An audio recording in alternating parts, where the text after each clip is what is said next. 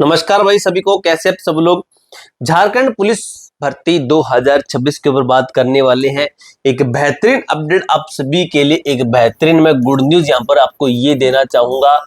पदों में पोस्ट के अंदर बढ़ोतरी, पोस्ट आपकी 11,353। अभी की अपडेट ये कहती है कि टोटल नंबर ऑफ पोस्टें 11,353।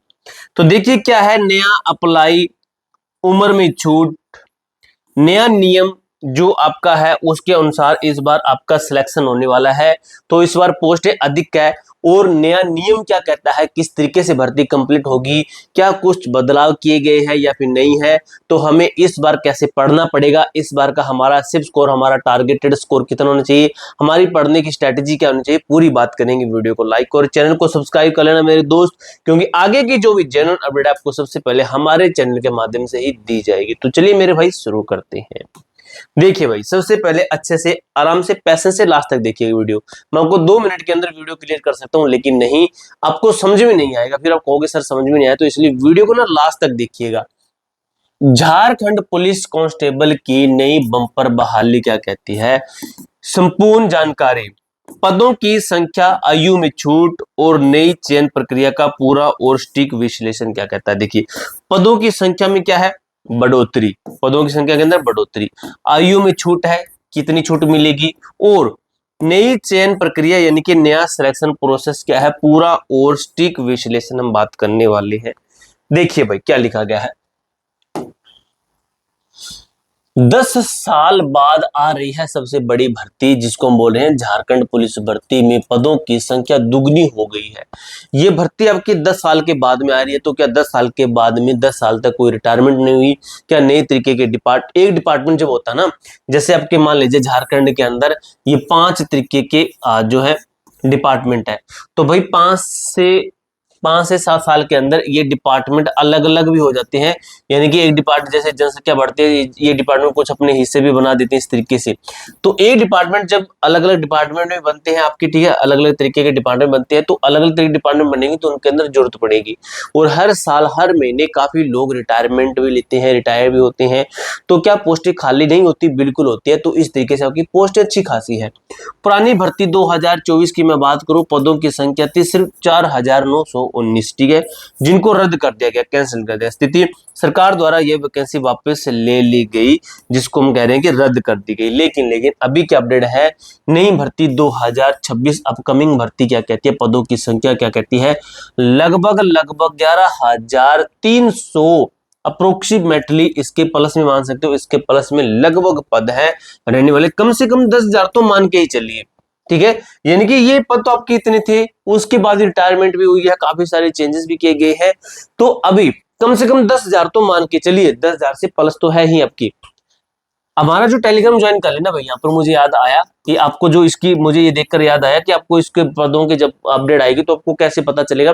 तो A to Z फोरम 01 ये हमारे टेलीग्राम ग्रुप का नाम है, लिंक डिस्क्रिप्शन बॉक्स के अंदर दिया गया, इसके अंदर ज्वाइन हो जाना, इसी के अंदर आपको अपडेट दी जाएगी। स्थिति क्या कहती है, बहुत जल्द आवेदन शुरू होंगे। यह पिछले कई सालों की रिक्तियों को मिलाकर निकाली जा रही है। 2 गुना आपके ज्यादा पद होने वाले हैं मेरे भाई, 2 गुना ज्यादा पद होने वाले हैं। आवेदन करने के लिए केवल 10वीं पास होना अनिवार्य है। अगर मैं क्वालिफिकेशन की बात करूं तो सिर्फ 10वीं पास आप तो अप्लाई कर सकते हैं।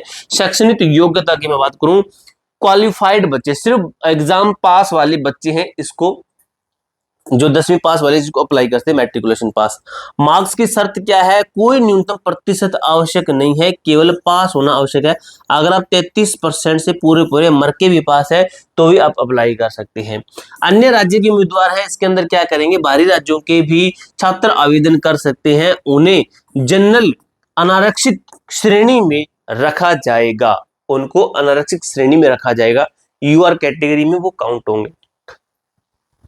पुरानी भर्ती रद्द होने के कारण सरकार आयु सीमा में ऐतिहासिक छूट दे रही है, छूट भी मिलेगी। क्या कहता है, पिछली भर्ती रद्द होने से छात्रों को नुकसान हुआ है, ये नुकसान उनको ना झेलना पड़े, इसके लिए क्या है, आयु की गणना पुराने बेस ईयर से की जाएगी। कैसे है, 1 अगस्त 2019 बोनस समय दिया जाएगा आपको, वर्तमान वर्ष, ठीक है। कैसे है, कट ऑफ डेट आयु की गणना 1 अगस्त 2019 से की जाएगी। 1 अगस्त 2019 से की जाएगी। इसका सीधा मतलब है कि आपको लगभग 6 साल की अतिरिक्त छूट मिल रही है। 2019 के अंदर मैं 6 जोड़ता हूं तब जाकर आपका 26 बनता है, तब जाकर आपका 25 बनता है। ठीक है, तो यानी कि हमें ये मिला कि हमें 6 वर्ष की अतिरिक्त छूट मिलने वाली है। जैसे मान लीजिए आपकी जहां तक लास्ट एज है उसके अंदर 6 प्लस और कर लीजिए। अपनी श्रेणी के अनुसार नई प्रभावित आयु सीमा की जांच कीजिए। कैसे करोगे? कैटेगरी की मैं बात करूं तो जनरल ईडब्ल्यूएस कैटेगरी वाले बच्चे हैं। मूल आयु जो पहले की आयु थी वो थी 18 से 25 वर्ष, लेकिन छूट मिलने के बाद क्या है, नई प्रभावी आयु है 31 वर्ष तक। ठीक है, 6 साल इसके अंदर जोड़ने, इसके अंदर 6 साल जोड़ोगे 31 वर्ष। BC1 BC2 पुरुष 18 से 27, मैक्सिमम 33 वर्ष तक। महिला general OBC general BC EWS की बात करें तो 18 से 34 वर्ष इनकी आयु होनी चाहिए। SC ST पुरुष से महिला की बात करें तो 18 से 36 वर्ष इनकी आयु होनी चाहिए। ये लोग अप्लाई इसके अंदर फॉर्म भर सकते हैं, अप्लाई कर सकते हैं। नई नियमावली के अनुसार लिखित परीक्षा से पहले शारीरिक परीक्षा होगी। अब दोस्तों चेंज ये किया गया कि आपका पहले फिजिकल होगा। फिजिकल क्या होगा? शारीरिक परीक्षण फिजिकल होगा, जिसके अंदर रनिंग वगैरह जो भी आपका सिस्टम होगा। उसके बाद में सेकंड स्टेज कहता है आपका एग्जाम करवाया जाएगा। थर्ड स्टेज कहता है कि आपका डीवी चेक करेंगे और आपका मेडिकल चेक करेंगे।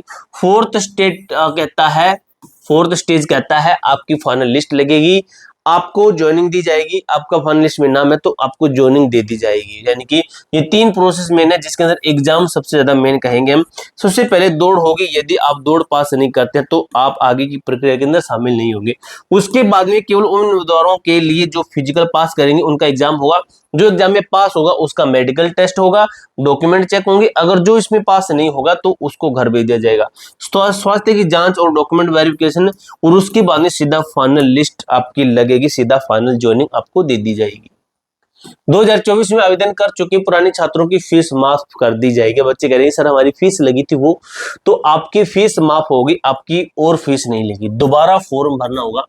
जिन छात्रों ने 2024 में रद्द हुई भर्ती का फॉर्म भरा था उन्हें नया फॉर्म फिर से भरना होगा। आपका पुराना फॉर्म अपने आप ट्रांसफर नहीं होगा, आपको फॉर्म भरना होगा। लेकिन जैसे आप अपना फॉर्म डालोगे, अपना जो है आपकी फीस नहीं कटेगी, आपकी फीस माफ होगी।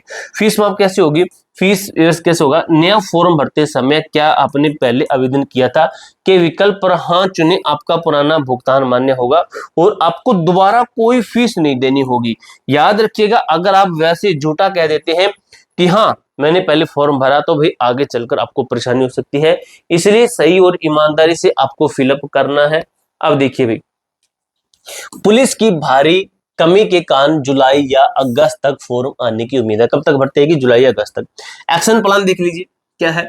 जुलाई अगस्त देखिए, जेएसएससी के और जेपीएससी वर्तमान में फास्ट मोड में काम कर रही है। कक्षपाल और सिपाही दोनों की प्रक्रिया जल्द शुरू होने वाली है। देखिए दौड़ अभी से अभ्यास शुरू करना होगा, क्योंकि यह पहला और सबसे बड़ा चरण है। अगर आप जूते कहते हैं कि तो आपको मैं जूते नीचे रिकमेंड कर दूंगा, आपको मैं कुछ बुक्स भी रिकमेंड कर दूंगा नीचे टैग प्रोडक्ट के अंदर। आप जूते भी खरीद लेना सस्ते प्राइस में, और बेहतरीन बुक भी रिकमेंड कर दूंगा, अगर आपका मन करे खरीद लीजिएगा।